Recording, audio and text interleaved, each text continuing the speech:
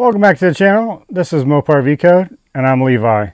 Today we're going to be trying to figure out what's going on with our coolant gauge in our 70 GTX. Let's dig into it.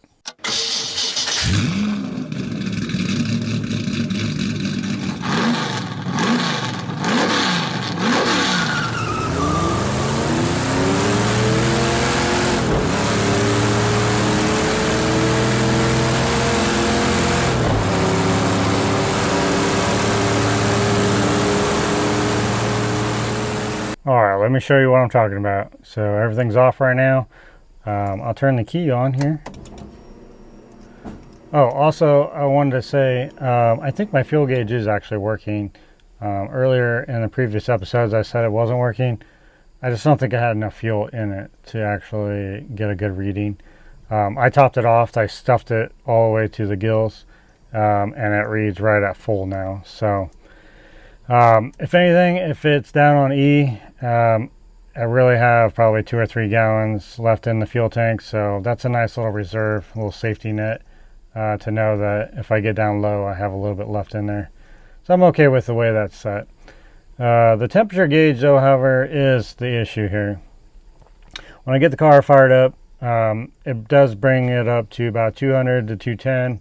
Occasionally it'll creep up a little bit higher if I'm doing a lot of if I'm harder on it, or if it's kind of a hot day.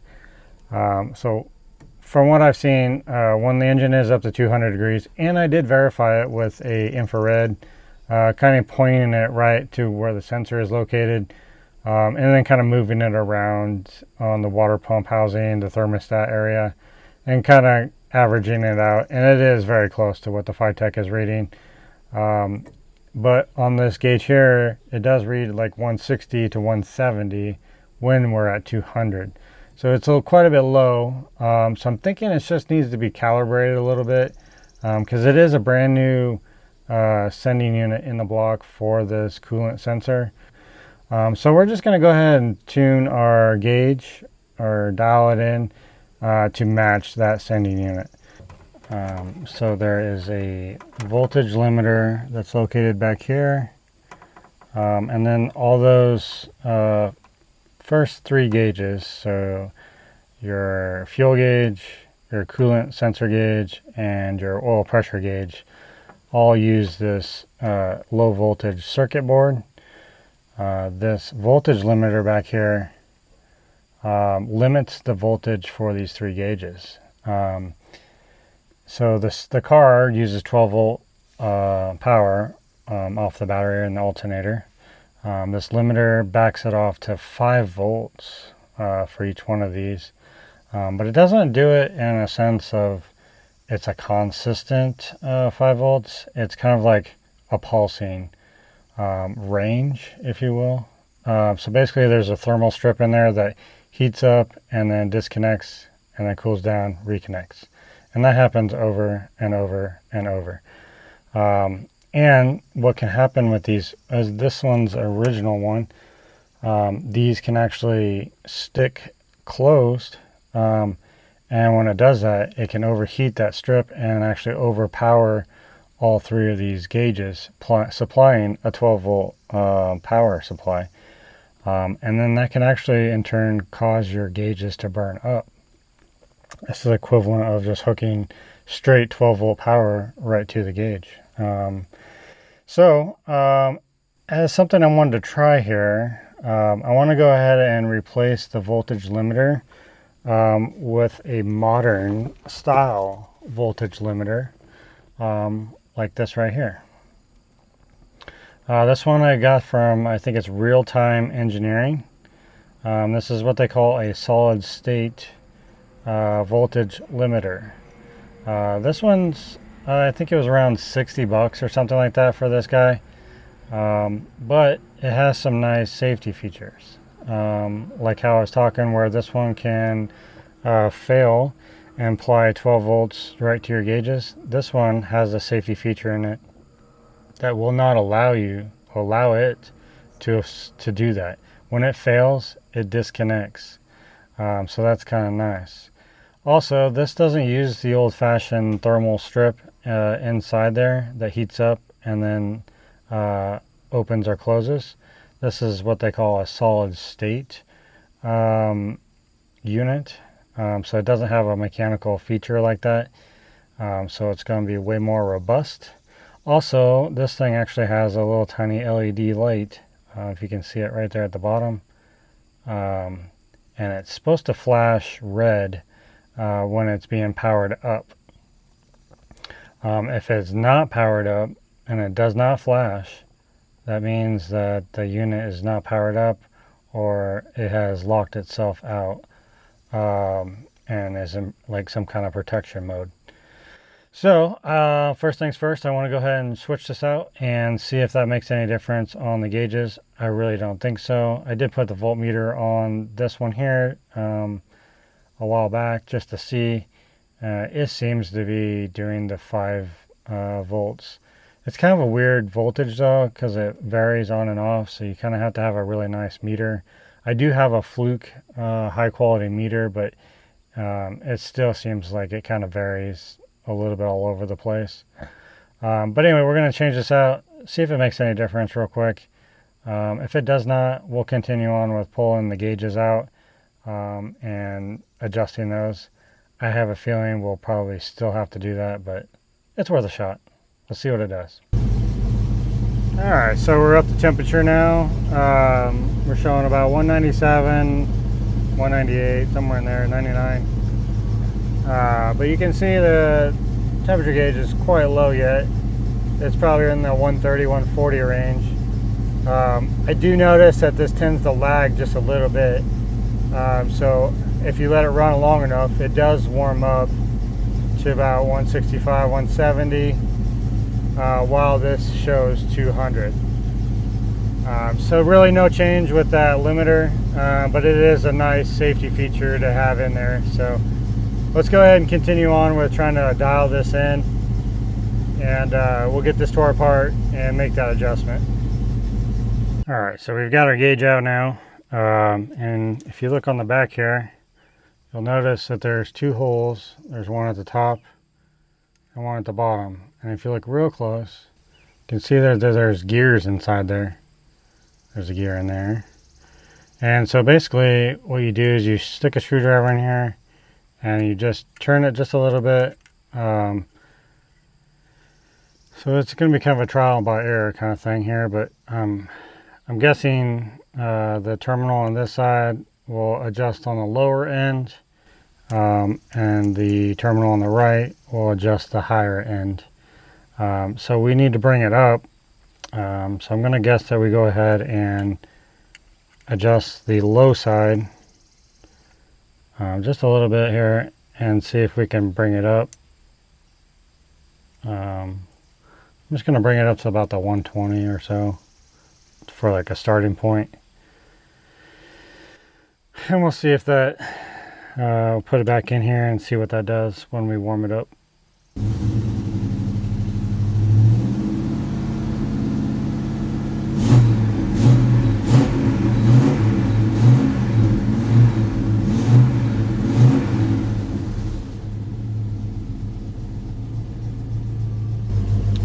Alright, so you can see we're in the 199 range, but yet we're still like hovering around that 170 range on the gauge. So I'm going to mess with that high side now. I'm going to take it back out and back that one off a little bit and see if I can get it to come up.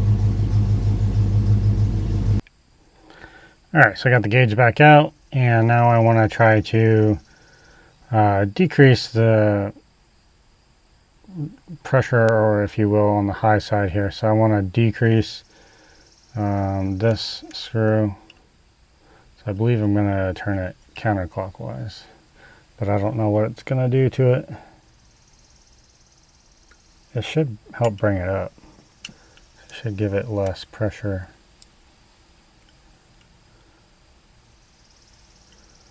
Yeah. Turn that back down just a little bit. Alright, let's give that a try. Just small adjustments, you know. We don't want to go too far.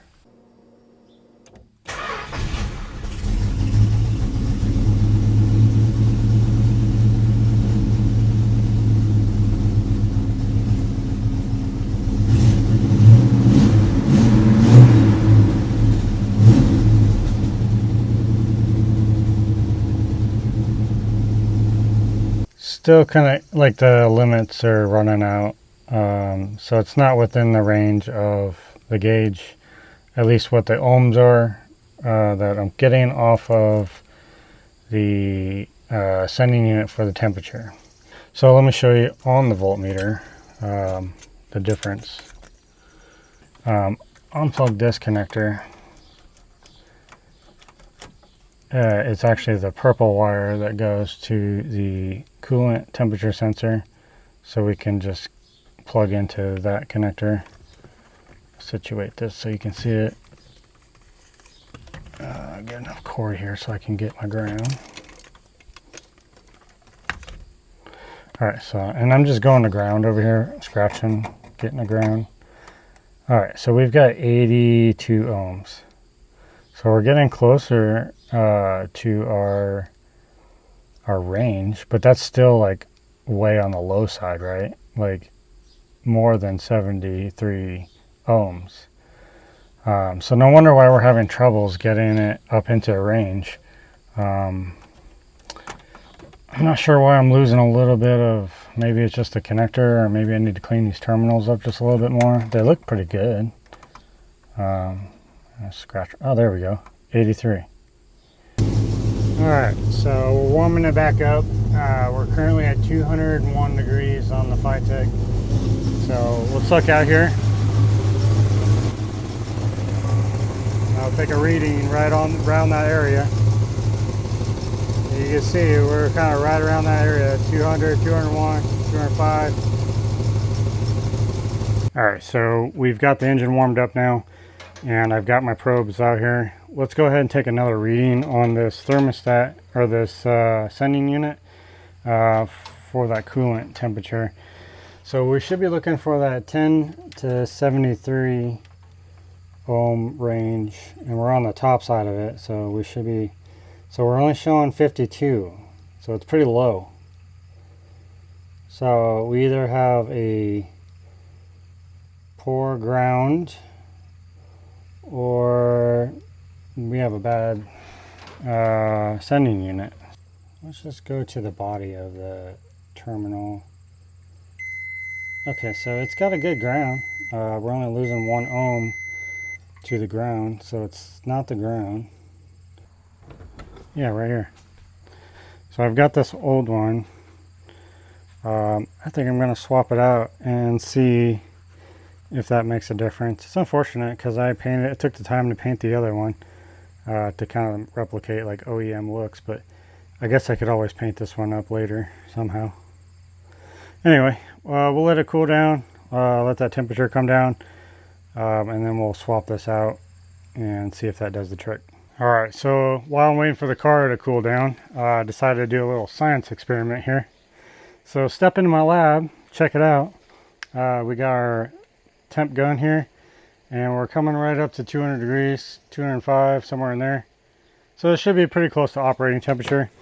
And now I've got my old sending unit in there for the coolant sensor. Let's go ahead and take a reading on it and just see what it's supposed to be, or at least what this one's going to be. So yeah, 22. So that's like almost a 10, right, out of the 73.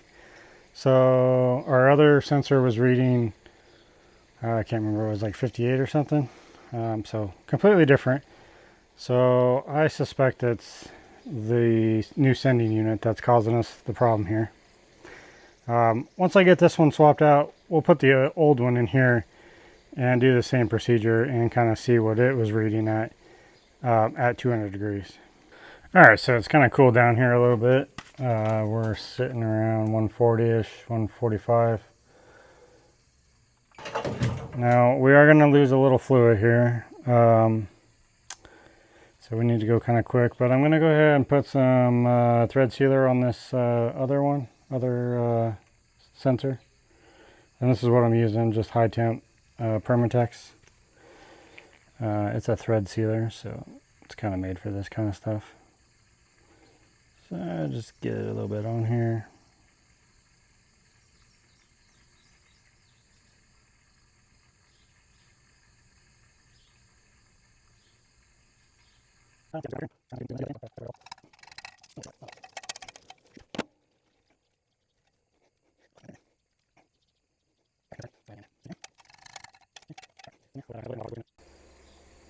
Alright, so while we're waiting for that thread sealer to kind of seal up or dry up, back on the science experiment over here.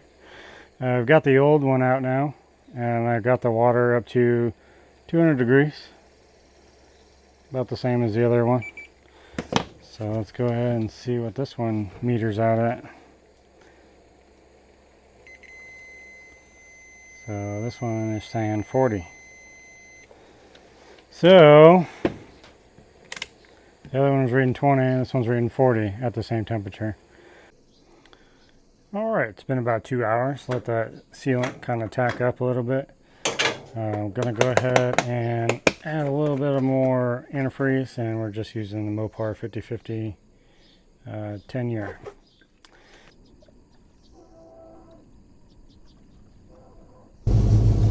Alright, we got her warmed back up again. We're sitting about 203 on the Vitec 204. Let's go out here and double check.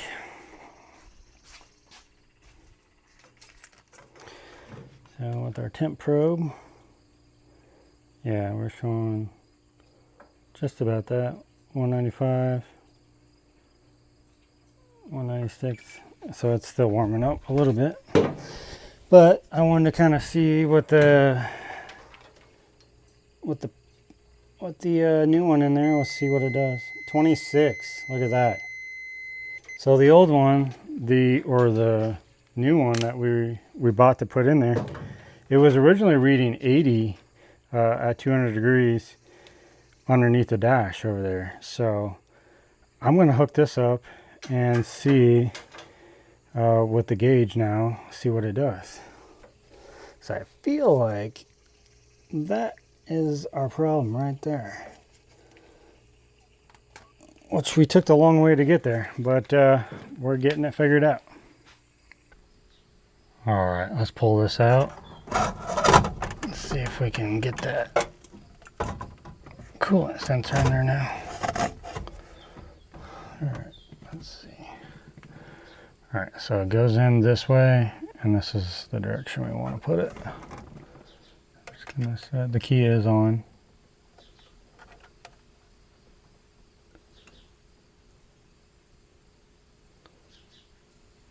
Look at that. Look at that. It's going right up there. We're sitting at 206 on the 208 on the Vitec. Perfect. Stop. Ooh, still climbing. Now this is the part where we might have to dial it in more. Alright, so.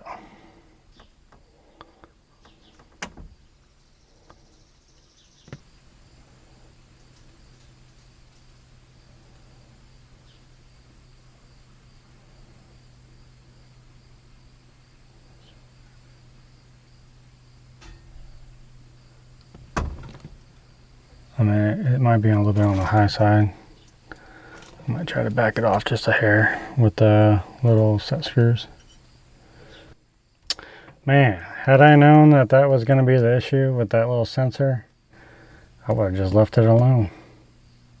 It's caused a lot of problems here. Alright, so it's kind of settling down here. I think that's probably about right. Let me try to adjust the high side here.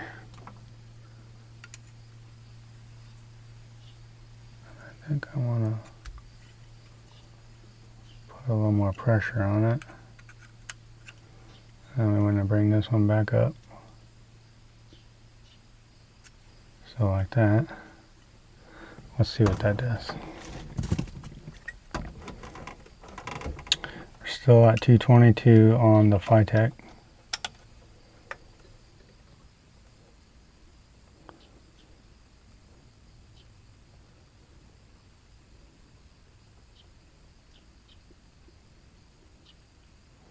Okay, that's too far.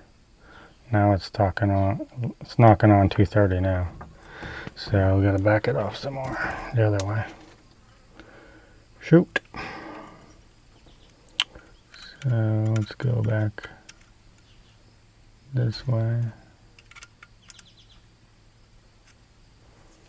And then Let's see where that bottoms out at. It's kind of a tedious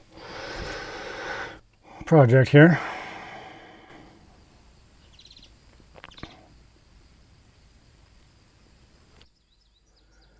Alright, so I've kind of fiddled with the settings on this gauge.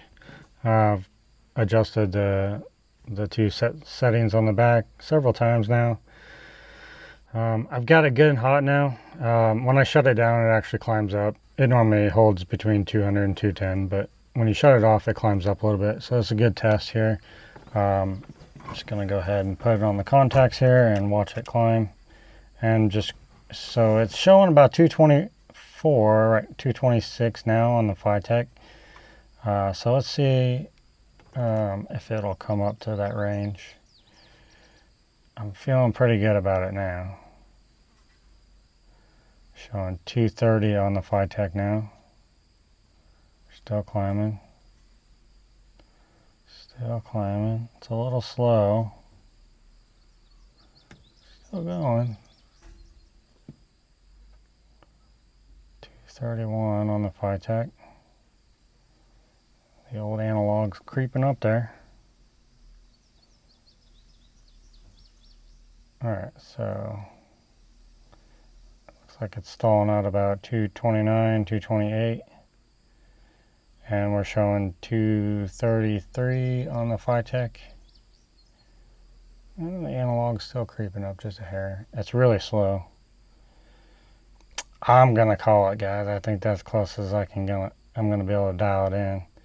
It's showing 233 on the Phytech, and the gauge is now 230 on the dot. So I've got everything put back together here now. I've let it cool down now. So we're sitting around about 91 degrees. We're showing below 120 on the gauge, the analog gauge. So let's go ahead and do a full warm up, and we'll watch it as it comes up and see how it compares.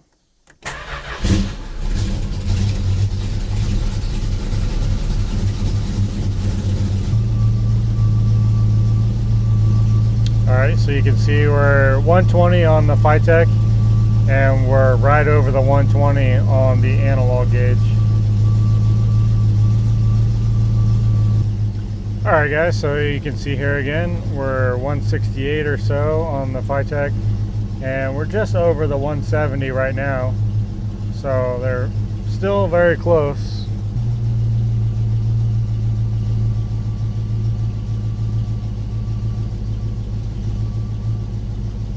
Alright, there you go guys. We have 200 degrees on the Phytech, and we're right dab smack in the middle of the gauge, right at 200. Alright guys, well that's how you take the long way around to dial in your coolant temperature sensor. This is the culprit right here. This is from Summit Racing. It is an OER restoration part. So it could have just been a bad one that I got, or that could be just the way they're manufacturing them now. But it doesn't appear that that range is correct. That little test we did on the stove there kind of shows the difference. It's almost 20 ohms differential on the same temperature range. So just be kind of leery of that. If you get a new one replacement and your gauge is way off, probably want to go back to the drawing board and maybe try a different coolant sensor. And speaking of that, if you all have a good luck with a certain brand out there that works for you, maybe drop it in the comments below, so if somebody else stumbles across this, they know a better brand to select. But anyway, I still think it was beneficial to get the gauge cluster pulled out and pull the gauge out. Because even by putting in that OEM or the original one that I had in this block prior, it still needed a little tweaking. So, but that could have very well been from my own doing when I was adjusting for this faulty one. Did it need replace or did it need adjust? I couldn't say for sure because I had already tweaked it. So anyway, it's within 3 degrees now, and I'm very pleased with that. It's more reliable and I can count on it. So anyway guys, thanks for watching this one, and we'll catch you on the next one. See ya.